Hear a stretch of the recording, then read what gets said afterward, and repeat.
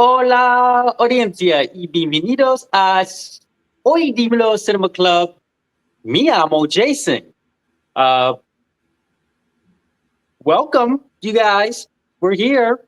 We're going to review a movie. BlancaNieves is what we picked for tonight. I'm not alone. I'm joined by an illustrious panel of co-hosts, as always. El Dondino, Steve TV, and JP Soruno. So, uh, I'm going to tell you guys, hey guys, I'm going to tell you guys why I chose Blanca Nieves. The reason is because I tried to pick it for Cinema Club quite a few times, and something always happened. I let you guys vote on it, and nobody wanted it, and I was like, you know what? I'm just going to force it down their throats. And so it was a selection from the 1001 movies you must see before you die list. So that's usually what I go with, as you guys know. It's a Spanish title. I knew it was made in Spain, and that's all I knew going in. It came out in 2012. That's all I knew. 1 year after the award-winning French film, also a silent black and white film, The Artist, which like did a lot of like Oscar stuff, won a lot of Oscars and awards and whatnot. This movie came out 1 year later, also a European film. Uh, Pretty small independent film. Put some familiar faces in it. If you guys noticed, Maribel, what's her name? Verdú or whatever her name is. She was in uh,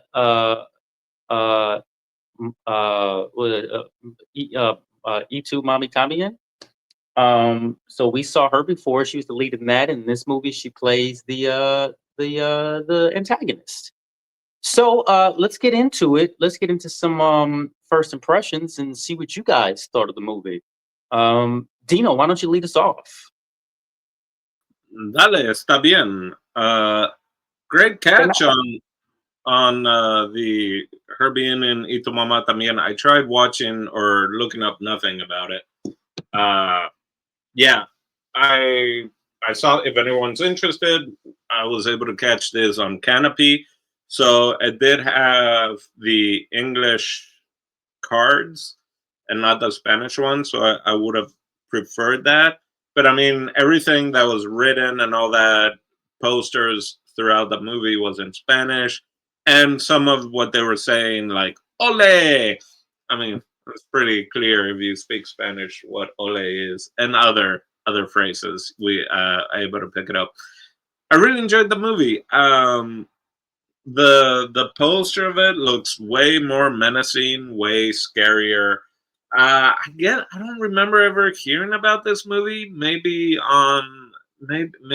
once or twice, like in passing, but I didn't even realize that it was from Spain. I don't know. I thought it was like maybe a goofy horror with a Spanish name on it, which is sad because it was great.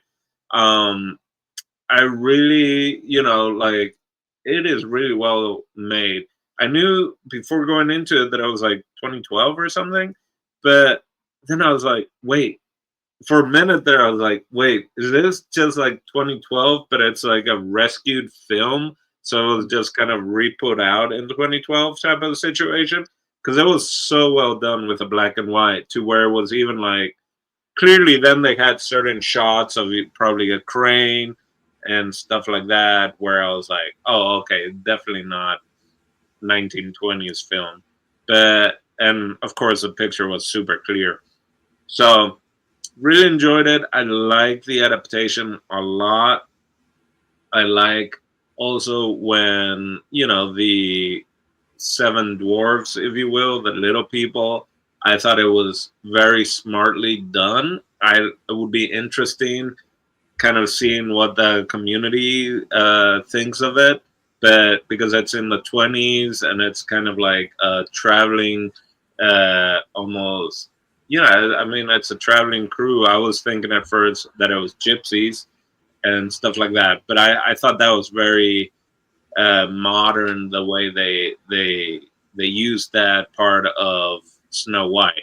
So yeah, all in all, I thought I just really enjoyed, and it was beautifully shot. There were so many great moments. So yeah, that's my quick first impression. Very cool. Yeah, as I watched this, I was thinking, I think Dino's gonna like this movie. Very cool. Let's move on to JP Zerudo. Oh yeah, yeah. Well, as you guys can see from my little art wall here, I do love me some black and whites and whatnot. I thought this movie lacked beavers. I would have liked to seen at least one person in a beaver costume, maybe 100. But that's just my personal take on the film. Um, nah, very. It was a very beautiful film, very beautifully shot. Um, like it at most times it did look straight out of like 1920s and whatnot with the black and white and the silent film. Um, I think it definitely could have gone further with it, or even try to add a bit more like visuals, because there's a few visuals in this movie that you could tell they're trying really hard to emulate that old style where it comes off as kind of hokey. I really did expect this film to be a bit.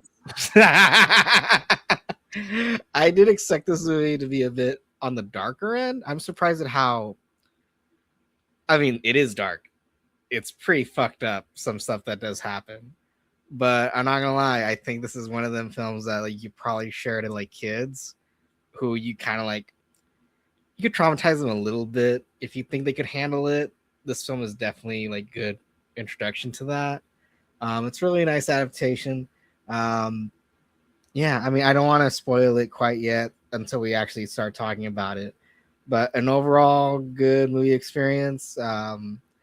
But damn, did did that fucking put a little right through the heart?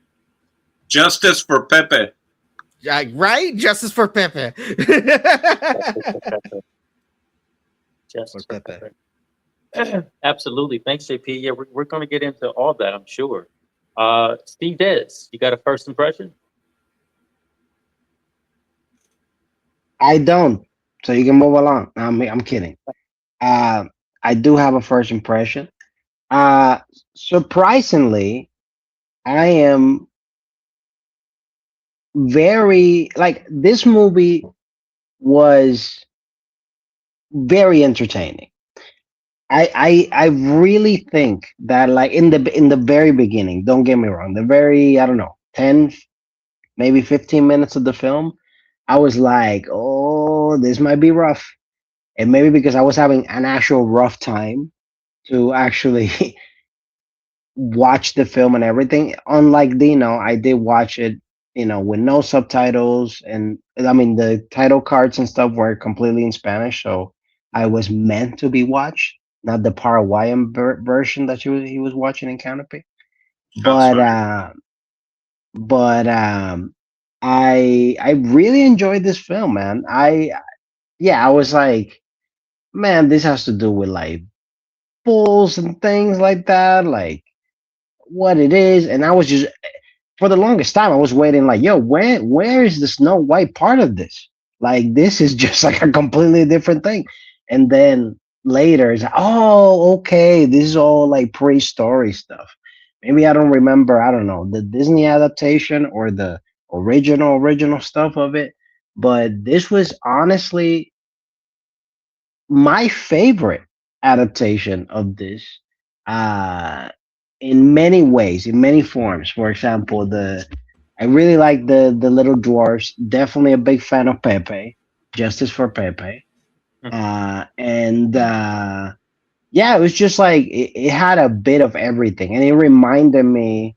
And also, like Dino, I did in the beginning question if I was watching the right film, because I was like, wait, this is a 2012 film? Like I had to like look up a little bit information, which is a no typically for me.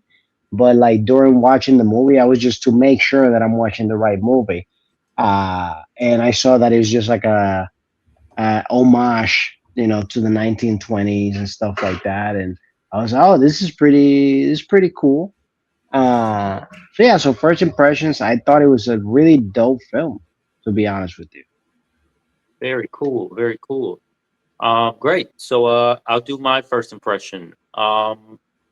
It's interesting because you guys have many of the same. Hey, what's going on? We still going? What's happening? Yeah, I can hear you. Okay, great. Uh, you guys have pretty much identical sentiment as me, on this thing. Actually, like I agree with you guys on just about every bit of this. So that's the So end, right? What do you have for us next week, Steve? Go watch it. first and final impression. I think when I first looked at this video box, I had the same impression. I thought it was going to be a little darker. Actually, initially, when I first looked at I say the video box, like what year is this? When I first looked at like the cover art, I was like, oh, is this like a vampire version? Is this like going to be like a dark sort of, horror vampire thing going on? And I was like, this might be cool, because I kind of lean toward the darker, more mysterious, little macabre type things sometimes. Um, but then, like, when this thing got started, I was like, Steve, I was like, where is the Snow White element? I was never questioning it. I was just like, where's this going? And I was like, oh, okay, this is kind of like a preamble. It's a pre-story. This is a prologue to Snow White. And I don't know if I've ever even seen a prologue to Snow White. Maybe I don't remember any other version of Snow White, like really getting into like depth about her dad, disappearing out of her life and like her family disappearing. But this was great because as far as like a piece of cinema goes, it made it all make sense. Where we're not asking all these bad questions like, well, how did she become an orphan? Like, how did she get this evil stepmom? And like we see the plot develop. We see the evil stepmom's plan, like, swing into action. And I was like, oh, I'm really into this. And plus the fact that it's a silent film, I started thinking like, oh, this thing's going to be a breeze. Like all I got to do is watch these images and all the images are really beautiful. Like the photography is just like great. There's like these tableaus in it where it really just looks like still photography a lot of times. And like, I feel like almost every scene was just like really just like beautiful to look at with the lighting and the textures. And I was so impressed with the textures. I had to pause the movie for a minute and say, "What did they film this on?" And it was film, and it was 16 millimeter. And I was like, "What? They shot this on 16? This is probably one of the prettiest, 16 millimeter films I've ever seen. It's so good. Black and white movie, man. Uh, Costumes were amazing, especially like the evil stepmom at the end. I mean, obviously they used that cover art because her costume, it's beautiful. It's like relentless. You can't take your eyes off of it. The veil, and it just like speaks volumes about who that character is. It's like, she's the cover art of the movie. She's not even Snow White. Or BlancaNieves. So those were all sort of like my first impressions. Also Justice for Pepe. That was pretty sad. I'm like, oh, this is cruel. It kind of reminded me of like that episode of South Park, where Cartman kills that kid's parents and he's like lets him, eat the parents or whatever. And I'm like, whoa, like they're really going there with this thing. Like this is really like mean spirited, especially to a kid. And it's like, is this a kid movie? Like what's happening right now? And I guess maybe it is kind of a kid's movie, but probably PG-13 because this might traumatize like small children. Maybe not in Europe. Maybe they're more mature and they can handle it. These are all sort of things I was kind of thinking. Um, uh, I thought all the acting was really good. I noticed Maribel like right away in this thing. I'm like, oh, she looks familiar. I've definitely seen her in something.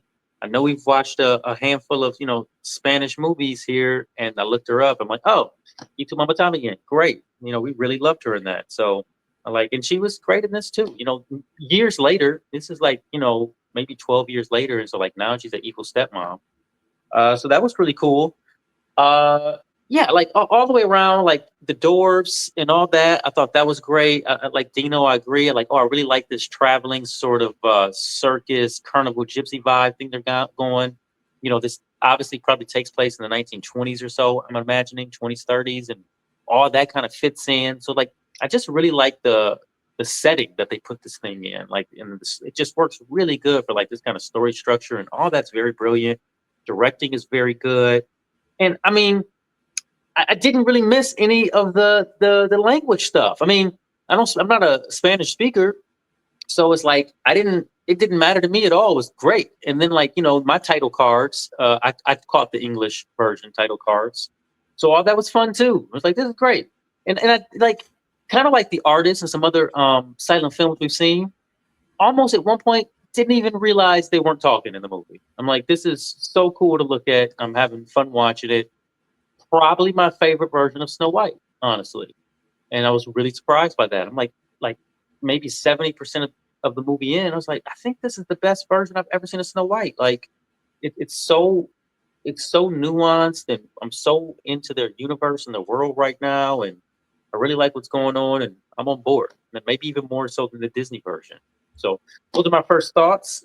Let's get into some ideas about this movies, you guys. Like, how did you guys adapt to the silent film black and white element? We don't see this kind of thing very often, and it's kind of a bold choice to make a movie like this, in this day and age. How'd you guys adapt to I it? just want to piggyback on what you said, and I forget who else said it was a favorite version of Snow White. Mhm. I put did. this- I did. I said it. I said it. I said it. Give me credit.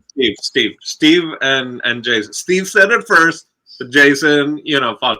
So I want to Copied. piggyback on that. In that, this feels a lot like Guillermo del Toro's Pinocchio.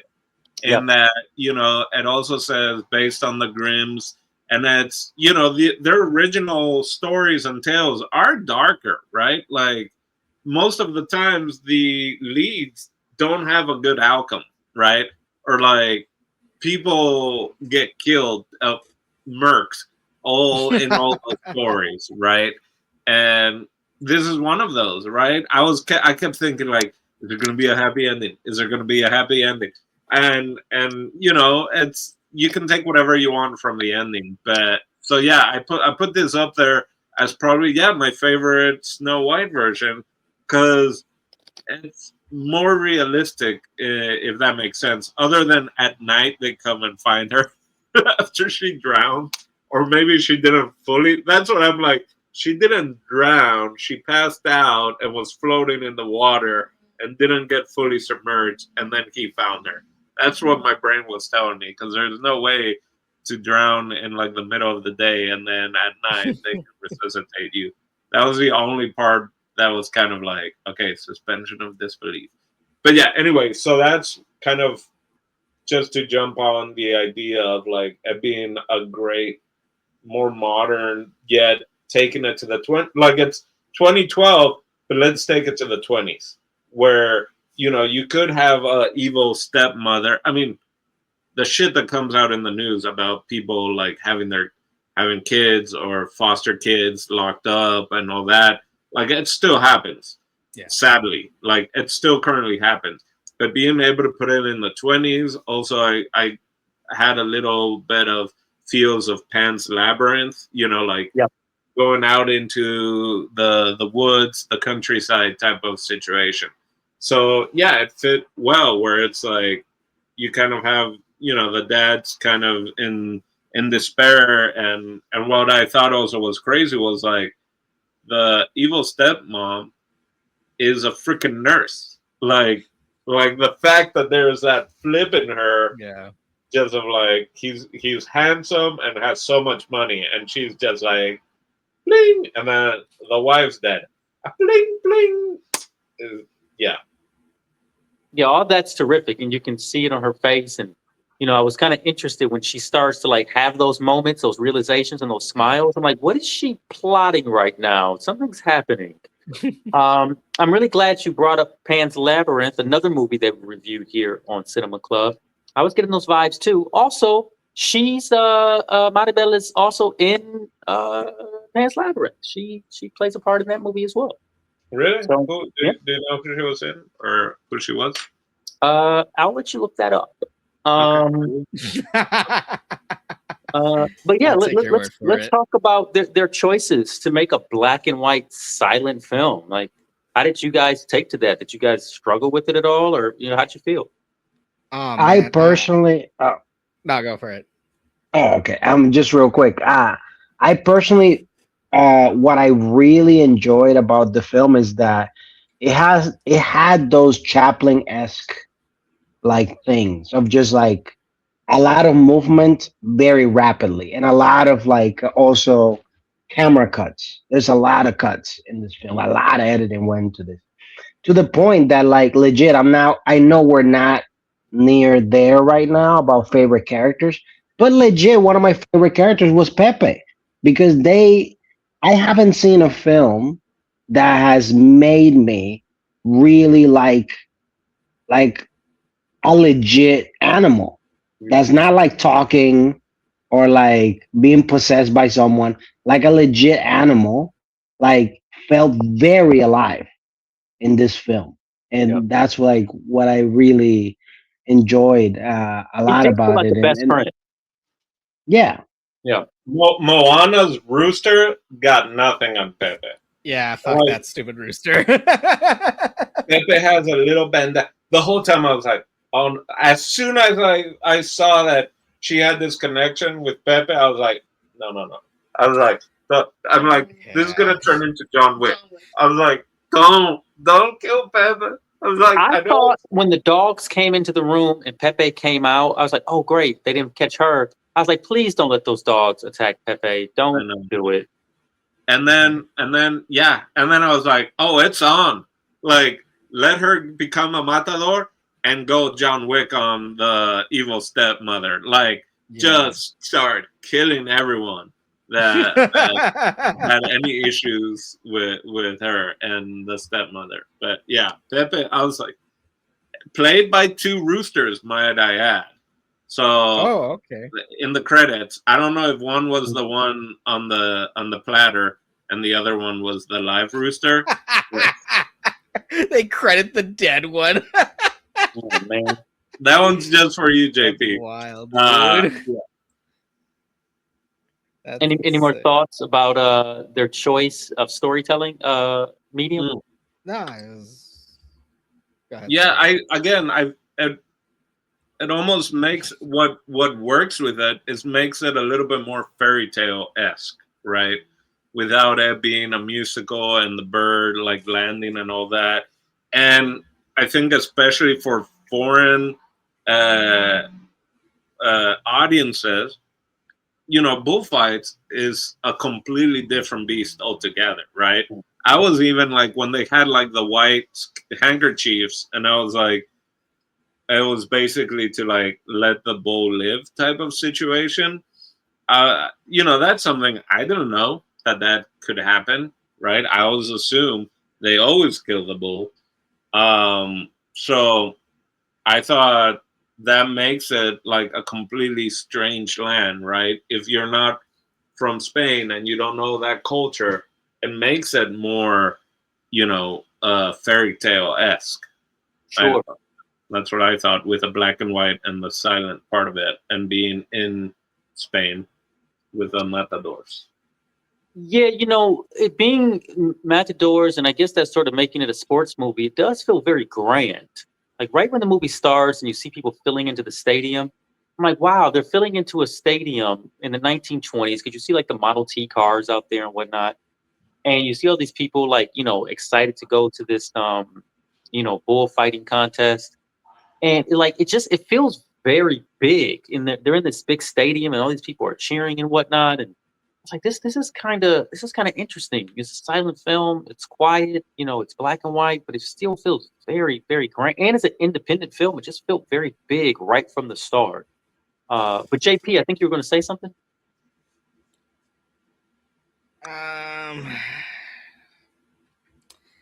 I just think you need a beaver too.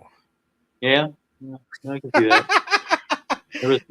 I'm joshing. No, it was really good with the visuals. Like that's how you could tell. Like that the as hokey as it was at times, in my opinion, it wasn't done as like just as a gimmick or whatever. Like no, they did really well with the visual storytelling, and they had to if they were gonna go with this silent film route. And also the music. The music was just so very reminiscent of the times and whatnot, and very like very spot on, especially when, oh dude, when I was watching the film with Michaela, every time the music went a little dour, I was like, oh no, someone's in danger. Yeah. Like, as soon as she walks into that house, the mansion, I was like, oh, she's fucked, just because of the musical sting in the movie. And oh man, and you know, whenever she's happy, it's just so joyous. Every time Pepe's on screen, it's so great. Oh man, like Are the those musical like cues in. examples of the hokiness? Is that what you're getting at? Oh no, I think the hokiness for me personally Mhm. had to do with all like the villains in this movie, because there's several, and every time there's a villain, like you know who's acting, like they kind of understood the assignment, whereas like they were hamming it the fuck up, because You're right. They're I kind of knew doing like the mustache twist thing, the old timey villain mustache twist. exactly, because Yeah. like as much as I loved the stepmom as a villain, every time she had that smirk, they costuming was hilarious. They even gave that bitch as a nurse the popped up collar that looks like the evil queen. Is like, fuck you, movie. You need to calm your ass down. It was so funny. Well, that's where it really felt like the old black and whites, right? Where the Yeah, villains yeah. were the twirly mustache and like it was like the one kind of like really overacting Mhm. aspect of it were the villains, right? Everyone Yeah, else was like but just like JP said, just those little elements just made it feel like parody. Just those little things. Instead, everything else made it feel very authentic to like a 1920 basically version or film or well whatever. the one sorry, were you gonna continue on that, Steve? No, no, no. Just saying that. The one thing that I was kind of like the giveaway that that it's modern was the orchestration. Because anytime, like if you've seen like old 20s black and white, even like some like Charlie Chaplin or in those box set film things that I had, it even kind of says like music added later, because of course like they would only be playing it live, you know, on an organ or whatever when the film was being projected. So sometimes it's even like this was added later, but it's always super simple, just like organ music, piano music, and this was like full orchestration, you know, and you could kind of also hear it as you know, when they put the phonograph and stuff like that, it was like not just music accompanying a black and white film, but it being in it, right? There's the diuretic, I forget, there's like two fancy words that says like music that the people in the movie can hear it and music that only the audience can hear it. So Yeah. Yeah. Yeah. For sure. Oh, do you? Are there examples of that in this movie?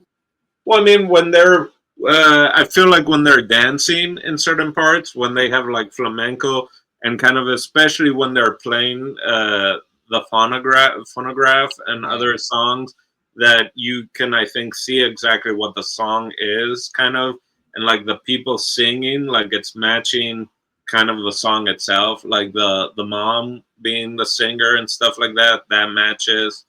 Um, yeah, so that, and then like even the trumpet, like the bands, it's kind of like matching, and that usually wouldn't be a thing in silent films like Sure. that are orchestrated later. It doesn't match like the trumpet player and stuff like that that we saw.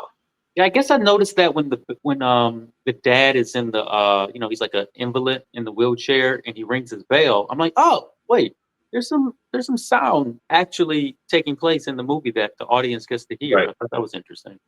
Yeah, so that's the type of thing that maybe would happen back in the day when I was the piano player and maybe had a couple like extra little doodads. I forget, you know, the names of that. Uh, but then I guess maybe on top of that is how meta was this film, right? Like everyone knew about Snow White. It wasn't like this is Snow White in this world and we don't know who Snow White is, right? It's just a telling of it whereas like they're selling her as Snow White because she like the. I also really I thought the amnesia was a great touch to it. I don't Yeah. think that's a Snow White thing, but I thought that really worked for this, especially being the daughter of like this famous matador, right? Like, uh, so yeah, so I enjoyed the meta of it because it's like, how meta are we going, right? And then they're constantly even saying like, oh, a true Snow White. Oh, she even has her like seven dwarves. You know, they're even like, why seven? You know, like it wasn't actually seven, but it's just like that's the story that everyone knows. So that's what Yeah. we're putting on the label. I agree. I was thinking that while I was watching it too, that the amnesia is a nice touch. I had to like kind of stop, and process it for a minute as I was watching it because I'm like, but why? But you're right. Like her being basically a celebrity's kid, someone is probably going to want to help her or be willing to help her, right? Or she would be quicker to realize her own power. You know. Mhm. Yeah. Um, so normally we talk about like favorite characters or characters that have made impression. But JP made a really good point. Like this movie is littered with antagonists and villains. And at one point of the movie, I was thinking to myself, is everyone in this film going to conspire to destroy BlancaNieves? Like what? Like she's just up against the universe here. So if you guys want, why don't you speak about maybe your favorite villain or the villain that had an impact on you? You don't have to, but that might be fun. Matt, Well, the the, writer. You get the writer. Yeah, it's This a one. joke. Go ahead, Des. I'm I, sorry. I think one of the biggest villains is the person taking pictures of someone that's dead like that, bro. Like this was like corpsing. He was doing the.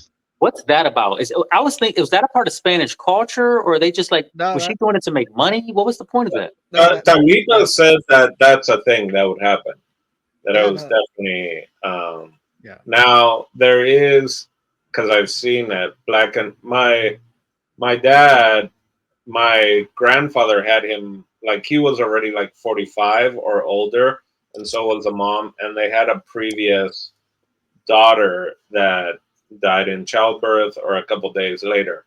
And this is back in the day when they would maybe already like hire a photographer to come, because the baby was born.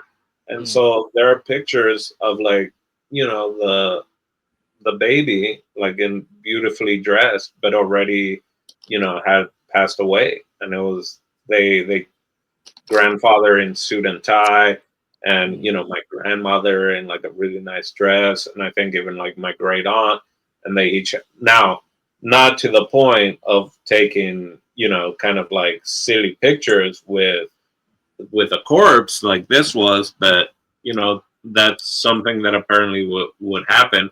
It reminds me of Weekend of Bernie's, but that was actually based off a little bit on I forget what actor that had passed away, and they took him out at night and took him to like bars and like drank and stuff like that.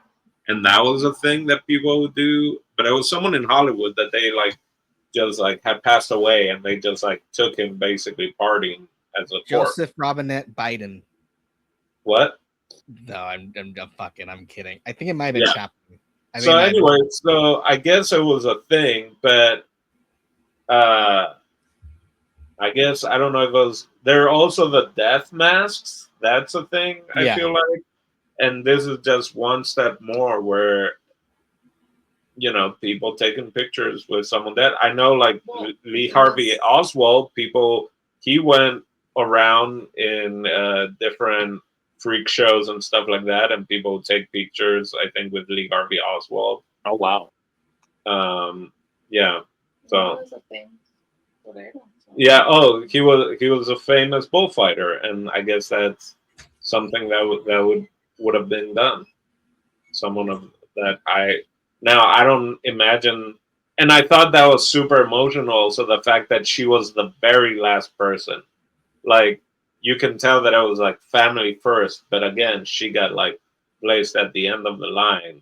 and like really had to struggle with basically rigor mortis of trying to like lift her father into a somewhat, you know, non-comical position or defacing, if you will, right? Yeah. Like for someone that barely got to see her dad, and I mean, and again, that goes with Pepe, the fact like, you know what, this can happen to someone else. You know, if you go back up there, this is gonna happen to someone else. Like that. I mean, that's messed up, right? Mhm. That's wild. Yeah, it's definitely pretty crazy to say the least. How about you guys? A villain that stuck out to you? Oh, I mean, of course, the standout performance is the evil stepmom and whatnot. But the guy, her, who did she say? Like the assistant or whatever, her decorator or The the lackey fuck, guy, the The lackey guy. Because like, driver, the chauffeur, yeah, decorator, because her gimp. dog, essentially. yeah, because he's Basically, bring out the gimp, right? Like that was the yeah. gimp. Yeah, he was basically like on hands with her the entire time, and even more so of a villain because I know like in previous retellings of Snow White, the guy that she sends out to kill usually is very remorseful and decides not to do it, and the story goes that oh well he fakes it, gives her a pig's heart instead to prove that she killed her. But in this I one, thought, he straight up does try well, to I kill thought her, when and she like ugh, yeah. ran away that he was gonna take back the necklace and be like, "Here you go, I killed her," right? Mhm. Like, because the necklace fell off of her when he was Yeah. strangling her at first, and then when she was able to, and then he was like trying to make out with her. Man, Yeah. I was like, Like, go Kill Bill, go the bride off everyone, and I was right. hoping she would wake up at the end and be like, everyone who fucking paid 10 cents to kiss with you, like just go after them, you know. But Yeah. yeah, that guy I thought was gonna, you know, not go after her and kill her, but because the necklace fell and was just gonna take that back, especially since it made such a big deal of her dad putting the necklace on the Virgin Mary, I guess, Yeah. right before going out to the bullfight. But it was nice they came back to that. For sure, for sure. Steve, you got anything? I'm gonna say just because I did not understand the shift of this dude, but that one little guy that The one like that he's kind of like like had a crush on her, the one who liked her. no no No, no the no one no no no that swapped the Oh, bulls. the lackey. the Yeah, yeah. the one No, that not swapped the the bull, the one that swapped the bull because he's basically like Oh, yo grumpy. f you, yeah f you, Yeah. and then he's like she has a poison snap or whatever. And like it's just like how you make this shift, bro? Like how you go from being a dick to like I'm gonna save her. Like what? Especially not just like a dick, but like, bro, she saved you. Everyone else, your other buddies were like, the audience is loving it. And she's like, is no one gonna help him? And they're like, yeah. oh, they're eating it up. And she saves you, and then he's a dick. Yeah. And yeah. that's What's that about? What was that whole thing? Why did he sabotage her? I don't get it. I didn't catch that. just Oh, jealousy. it's Because jealousy, honestly. he did say, well, oh, sorry. He said, she's in my bed. And then everyone kind of was like, she's in my bed. Like they were clearly sharing the bed. Yeah. Yeah. Uh, yeah, oh, no, he wasn't even the main bullfighter because the taller of the dwarves, I think, was the actual, like the one to have the final. I don't know. I don't remember. It was a weird one that he was just jealous of her and did try to sabotage her after she even saved him. So Yeah. I just feel I feel like they cut scenes or something because like it didn't make sense to me Wasn't that justified. like Yeah. he would other than yeah him getting his ego hurt, that one bull like was thrashing him, and then a girl came in and was able to deal with it. And Maybe that's it. Maybe that was the embarrassment. Maybe he didn't get to go out like a hero or something. yeah, I think that's what the embarrassment, not even go out as a hero, but that seeing everyone love her, right? And they were all just kind of thought he was basically a clown being thrashed by a calf, nonetheless, because it wasn't a bull, because that was the whole thing. That then he changed it from a calf to a freaking bull to come out at her. So I like that scene a lot when the bull comes out and she's like, well, her whole life flashes before her eyes. That's it. It's over. It's nothing. I can't beat this bull. But then like her better. I like that part a lot. Um, I was going to say the bull was my favorite villain. He was pretty sweet. But Which I'm gonna tell one? you who I liked right off the rip. Right off the rip, I liked the and just as an actor, I guess I liked the carnival barker guy, the guy who sort of ran the show, and he hired them to be in his show. Like I the really like that devil, guy. he's the devil. Yeah, I mean, yeah, he's basically he had like his whole costume and his aura and his hair and makeup. It looked so cool. It looked like Because so badass. it's weird. He was number 66, but then when he turned the business card around, it said some other shit. And Mhm. then there were other things of him being the devil, because then it was even like, Mm. own you, like you're assigned to me for perpetuity. I was Kind going of to ask you that. The second part of the contract I didn't catch. Yeah, so the contract's like, especially when she's like, I can't read. And then it's like, you basically you can't perform anywhere else. I Yeah. own that, but for life, Mm. Yeah. and that's why I probably had it. And then you see the guy that was pissed at her reading. So it's like he could have read the contract. We don't know if the other people in the crew could read, but the guy that was pissed at her was actually reading a book. Yeah, I was like, why did you read the contract for? Yeah. But yeah, the contract was basically like, I own you uh, for life and death, I think. Like, it was a Well, weird see, thing. that guy, he was like, I feel like the only villain that didn't get his just dessert for real.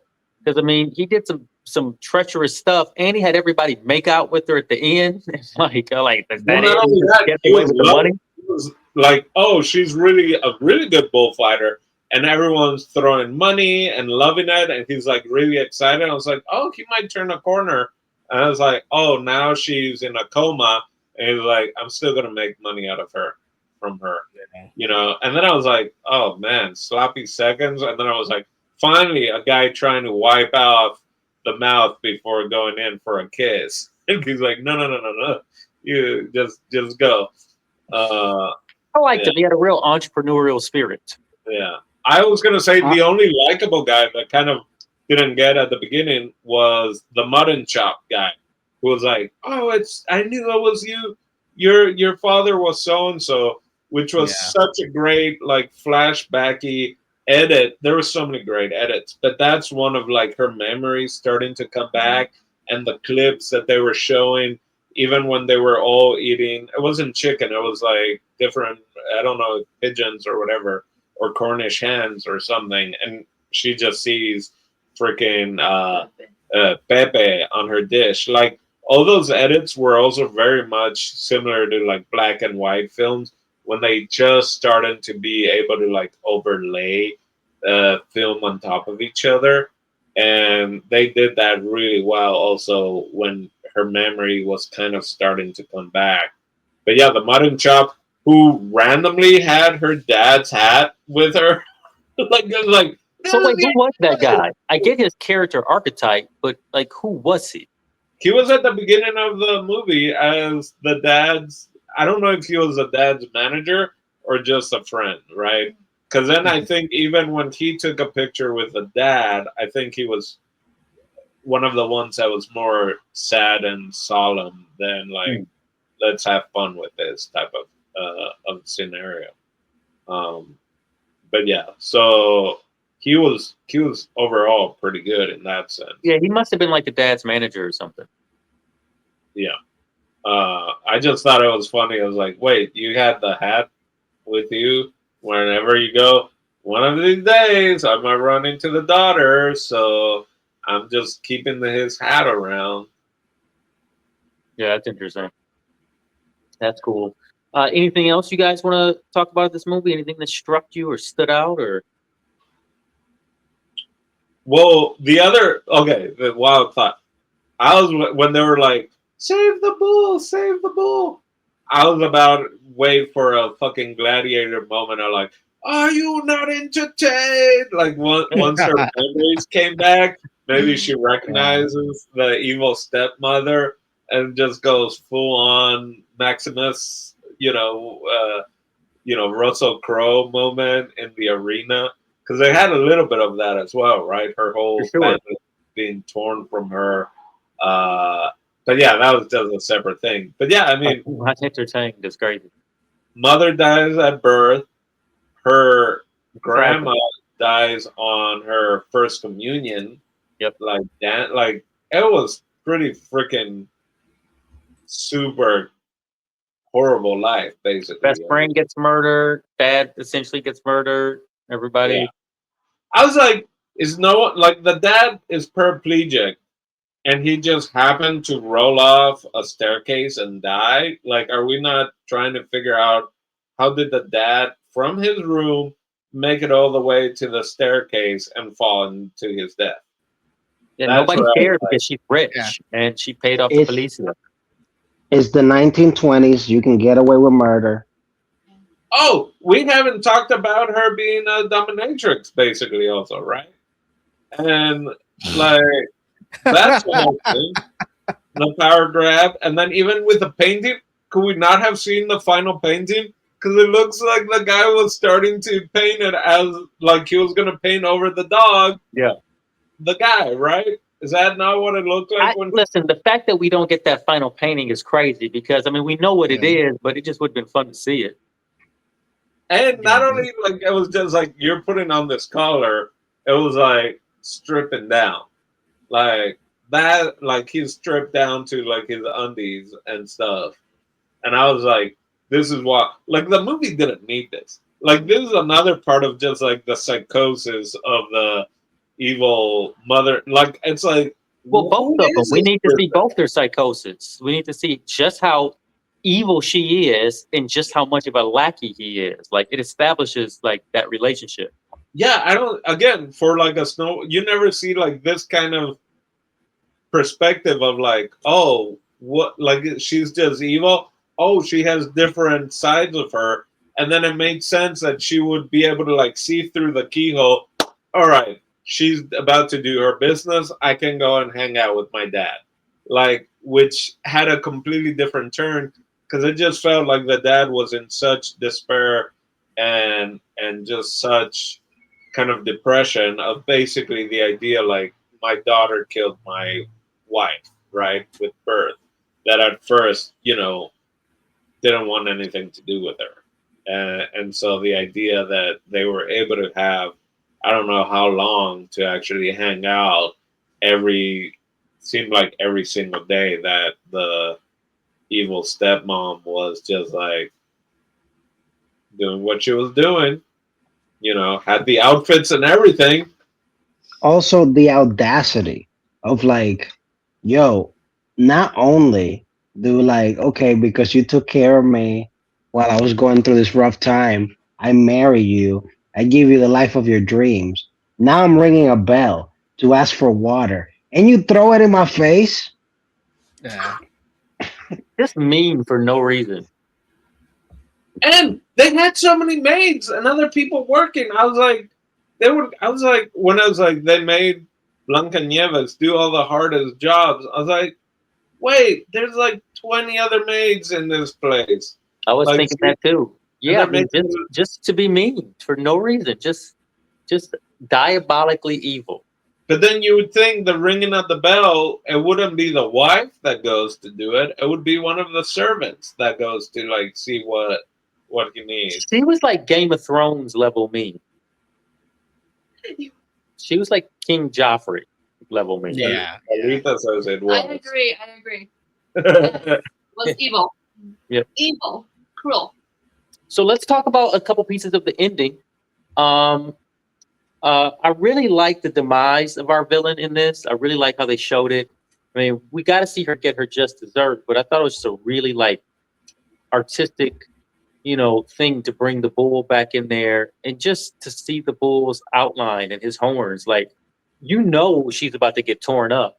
But for a movie without a budget, like it's just your mind is going to do all the dirty work for you. And so I thought Yeah. that was really smart choice. To be honest with you, that was the part that disappointed me. Mm. Mm. But it was because I was like, yo, she's been so fucked up in this whole movie that she just I wanted like a final destination type death for her. Yeah. For sure.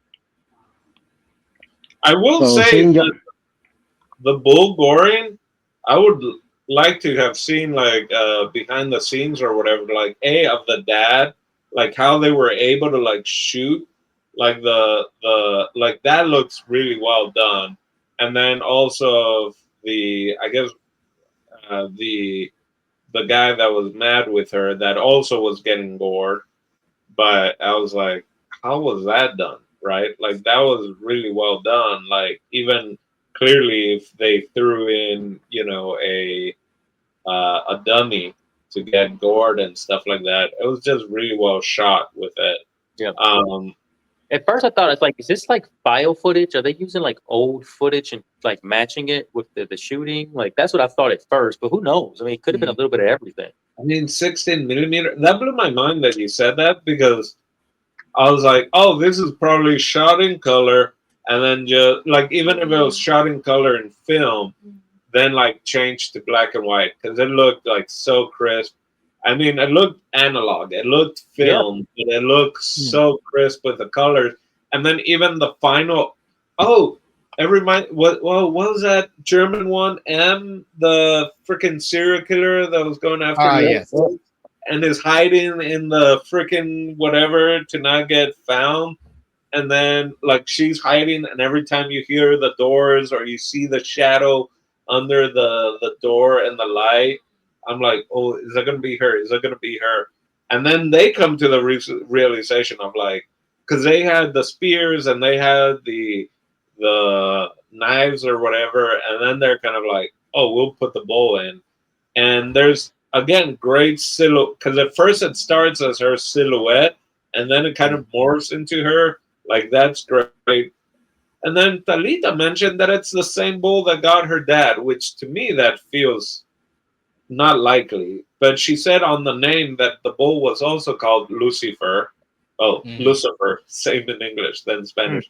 But but the bull, the six, oh, and again, number 6, right? And the agent 666. And then so Talita said that the same bull was named Lucifer, which it was so quick.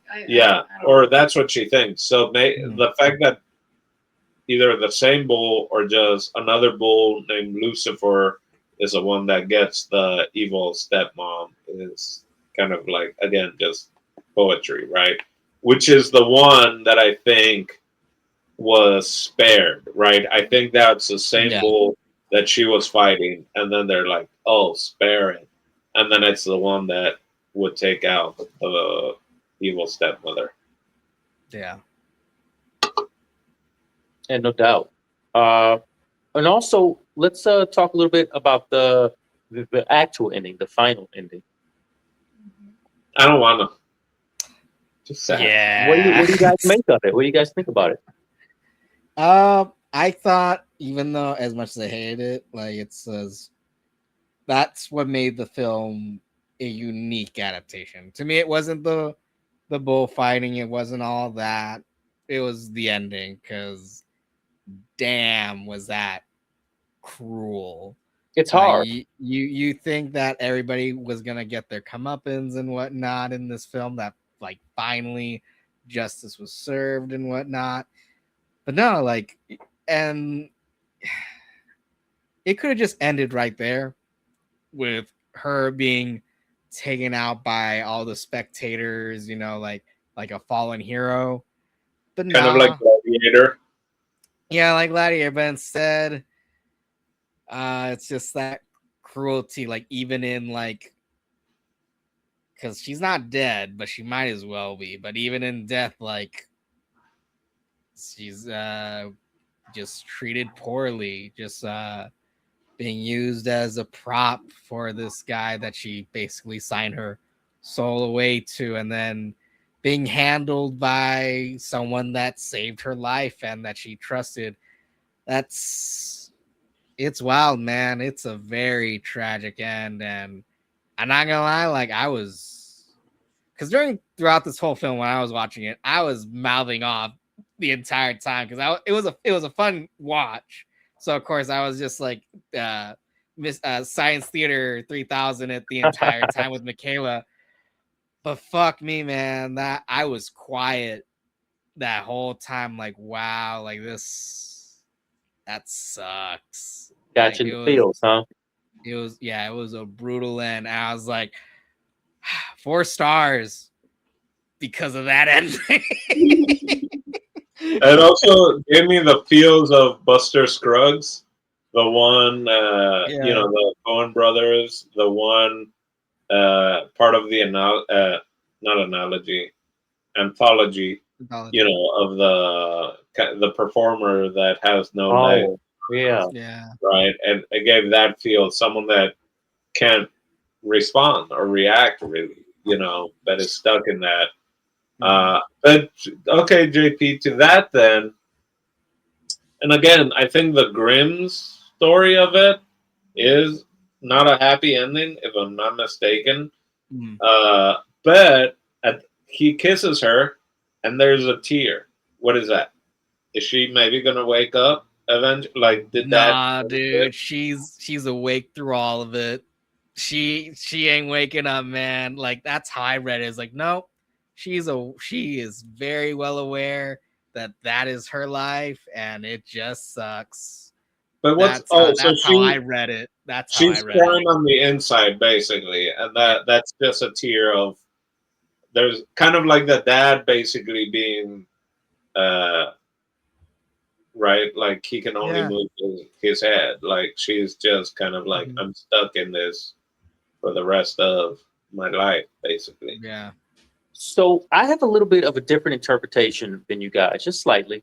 So this is one of the rare movies that I've watched that I ended up watching like the final maybe 8 minutes a couple times. Because after it was over, when I saw the tear come down, I was thinking like, oh, that's like Snow White. That was her prince. She's gonna wake up because like now she's alive again. And then I was like, wait a minute, let me go back and watch this whole sequence again. So everything that happens in the carnival, I rewinded it and I watched it again and I started thinking about it. And then I kind of took it like more of like the JP perspective, where it's like, well, maybe she actually doesn't wake up at all, but it's sort of like a sense of joy that, oh, finally somebody cares about me. Because this dude took care of her at the end. He's like cleaning her up and stuff, and like making sure she's comfortable. And then he sleeps next to her, like in the case, like every night, to be next to her. And then he kisses her goodnight or whatever. It's like maybe she's like, oh, even in like death, it's death sort of this comatose. Like I'm finally being loved. So it's like this weird, nasty, bittersweet thing that's happening. And what also kind of makes me think about it is because she was about to kiss him when she's like, thanking all the dwarves or whatever at the stadium. And right before she tries to kiss him, someone calls her name and she looks up, and so she doesn't get to kiss him. Like they kind of pause it right there. Don't I get a kiss too, or whatever that situation was? Yeah, that was a nasty drawer. The one that was jealous of her. Yeah. So I'm thinking to myself, like, they're holding that kiss from the audience on purpose for a reason. So this kiss is clearly meaningful. It was about to be like a nice kiss. We're going to find out, do they actually like each other? Is she going to like this man back? And so that's what makes me think the end, maybe she does wake up because that kiss is now, important. It's the final piece of, it's the period to our film. It's the final moment. But I do believe they left it kind of open ended. I believe it's up to the interpreter whether she is going to be awakened after the credits roll or if she's in this like darkened state forever. Okay. No, I actually really like your take on the ending. It's a bit more hopeful, but man, Um, like yeah, I that's like your wild. take, but I don't think she's waking up. That's my point. That's what I think. It's up to you. What about you, Steve? You got a last moment of thought for the end of this film? Yeah, she actually woke up and turned into Jennifer. What's her name from Bold Bear? And she What? did the whole song. She did the whole song from Bold Bear from the song from the movie Ah, that Jason picked. Volver. Yeah, the other. The folk song, Yeah, what was the name of the actress in that movie? Penelope.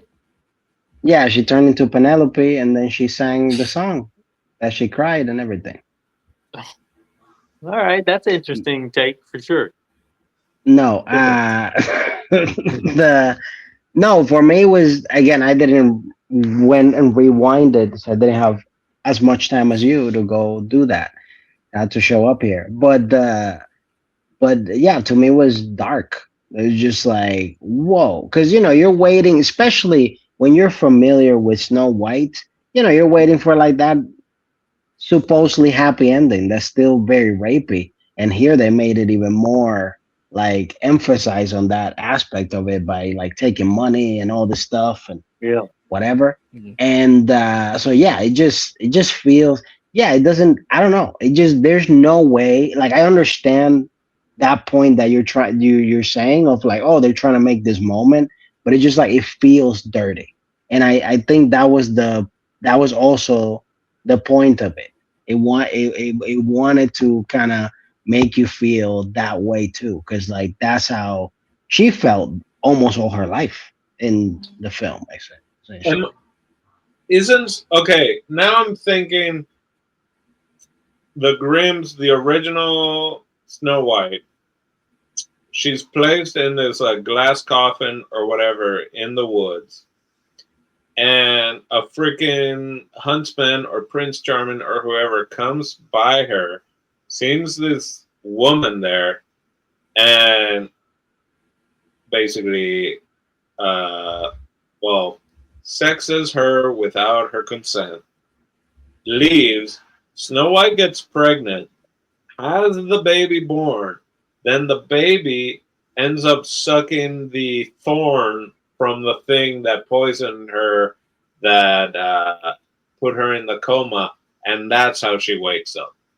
That's the story, if I'm not mistaken. One of the Mhm. original versions of it was basically ended up having a baby while still in a coma because someone, you know, did the deed with her while she was in that, sleep state. And it was, Wow. Mhm. yeah. So there's that. I was Steve saying, like, even though he's like painting her up with a lipstick and like kind of taking care of her, it's still a weird thing.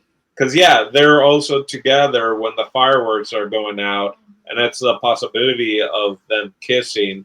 And then that's bro is sharpening his knife and then like throws a knife at her poster basically. So we don't see them kissing there either. So we don't know if they were able to kiss there as well. So he gave her mouth to mouth resuscitation once, and then the only other time we see him kiss her is at the very end. And how many nights has that happened? Is that the first time he decides to kiss her, or has it been every night he kisses her? Mhm. You know, Yeah, I mean, maybe. Yeah, it's interesting. Interesting thought. Uh, seems like there's. It seems like he has a routine for kind of, taking care of her at the end of the night. Um, yeah. all right. Well, let's. That's great, guys. Let's jump into final thoughts. Why don't we do Steve, JP, Dino, and then me? Okay. Okie dokie. Final thoughtsies. Now by watching this film, I understand why there's so many people that did not follow up and went to really support Snow White, the Disney version. Because it's like after you watch this, like why would you go see another one? No, I'm kidding about that. I don't know why the other controversy of the other movie happened. Apparently, some tweets or something. But this film is definitely worth the watch. I wouldn't recommend it for children.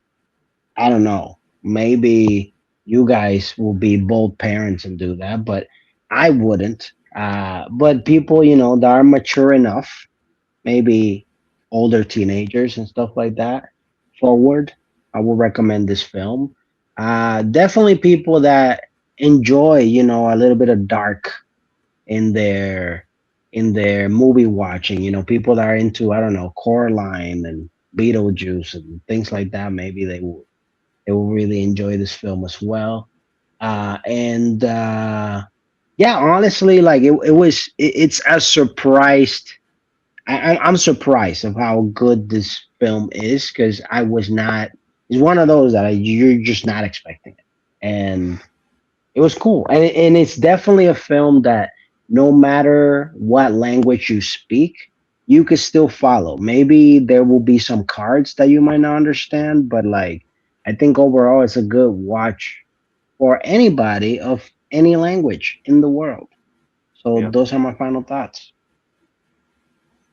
very cool.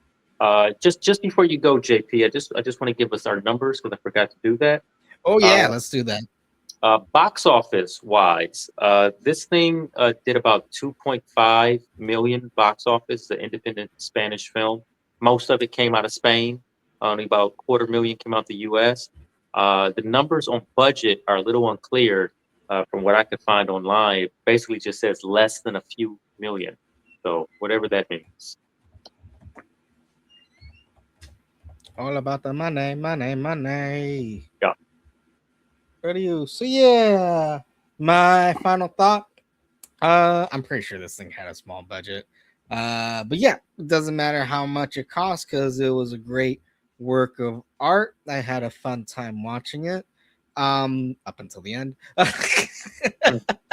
But like yeah, I definitely would recommend this to like honestly anybody who's like a fan of film and whatnot. And like I think I'm gonna stick to it. Like I said in the beginning, like I feel like this film is a pretty good like introductory like to like soft horror and whatnot. Because like it's still a pretty fun, like endearing movie that just hates its protagonist so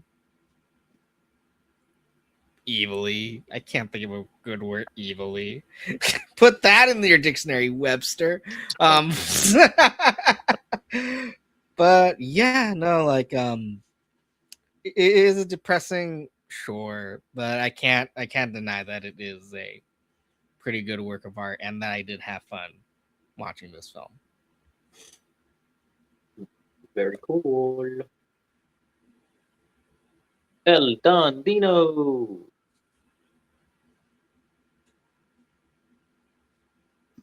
Yeah. Really enjoyed the film. Talita said that the only reason it can be for kids is because of the dominatrix scenes. Not It's a good point. It's a good point. Y'all never walked into your parents doing that? yeah, I don't think I have. Or the dog collar, right? Because that would be like, I was okay with her being fed her rooster pet. I was okay with the mauling. I was okay with the Weekend at Bernie's photographs. I was okay with all that. But, what was mom, dad? What was that? What was going on in that room? Exactly what a kid would ask. Yeah. Exactly. What was going on in that room that she was seeing through the keyhole? Yeah, no, I really enjoyed it.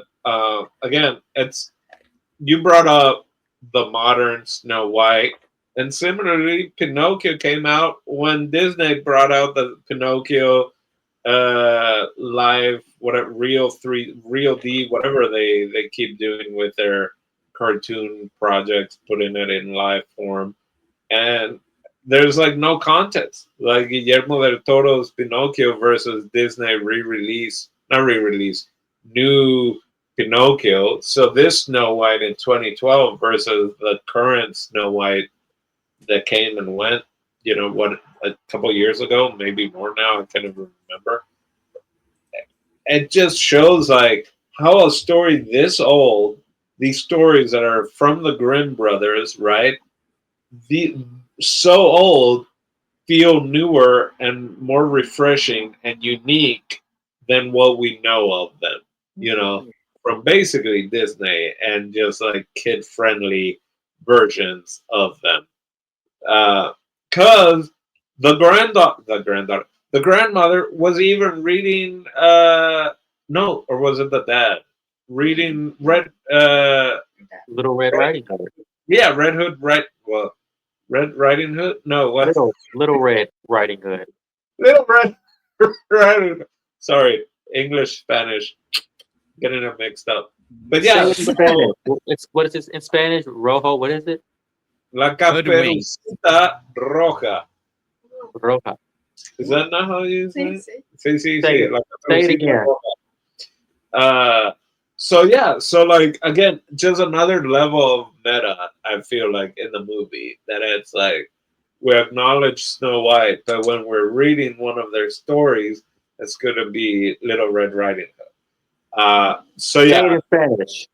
La Caperucita Roja Okay. y Blanca. Well, you've been say BlancaNieves, Jason. You do it really well. BlancaNieves. It works. Almost as he said Shrek. And Shrek. But anyway, really enjoyed the film. Both Talita and I just really liked it. Again, like this is just the suspense of Pepe, man. We were like, Yeah. no, Pepe, I don't. No, like at first, it was like take Pepe to the gallinero, right, with the other chickens. I was like, phew, okay, Pepe is just gonna be separated for a while. That'll be cool. But then it's like, Pepe, you don't know what you're doing. And then like in the platter, it's Pepe, and it has the freaking bandana, and yeah, that kind of shit.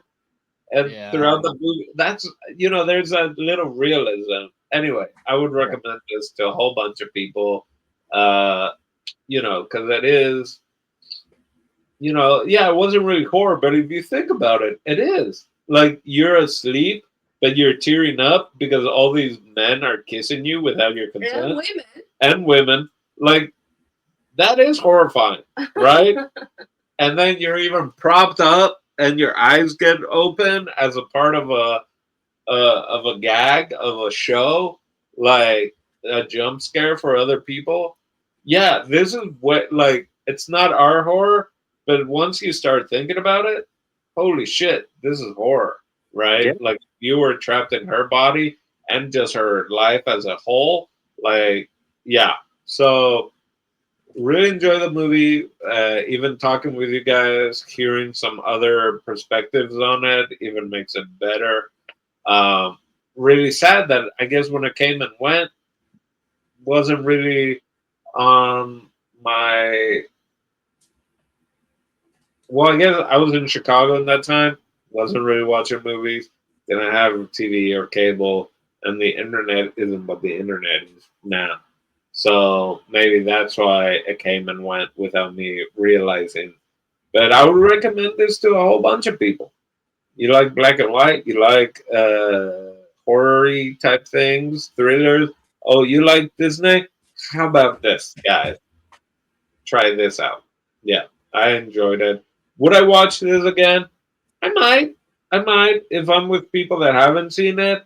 Or again, if it's in a movie theater, I would probably go watch it if I had other friends that wanted to go, or just knowing that there's going to be a crowd. I'm like so down with that. Of like, I will rewatch a movie if there's going to be an audience and even people that I don't know seeing it. Like just going back and watching Sinners at a theater. I was like really good because even though I know what's happening, just kind of hearing people's reaction and stuff like that and what works and doesn't work is a great experience. And I feel like this would be one of those kind of like fly on the wall type situations that I would love to see people's like first time reactions to. So Okay, thanks so much, Dino. So I'll go. My final thought is I really did enjoy this movie. I enjoyed it probably as much as anybody here. Um, I would definitely watch this again. I will watch this again and pretty much. I mean, I would just watch to watch it. Honestly, I kind of liked it. I would watch it in cinemas. This movie does feel like it would garner a lot of reactions. That's why I really related to JP saying that he mystery science theatered this thing because it is sort of worth talking through. And I did get some Guillermo del Toro vibes with Pepe scarf on the dinner plate and at the grave. I'm like, oh, that's very quirky and a little cruel, and I liked it. Yeah, it's cute that he wore this like little scarf and it's like a part of like his costume and who he is.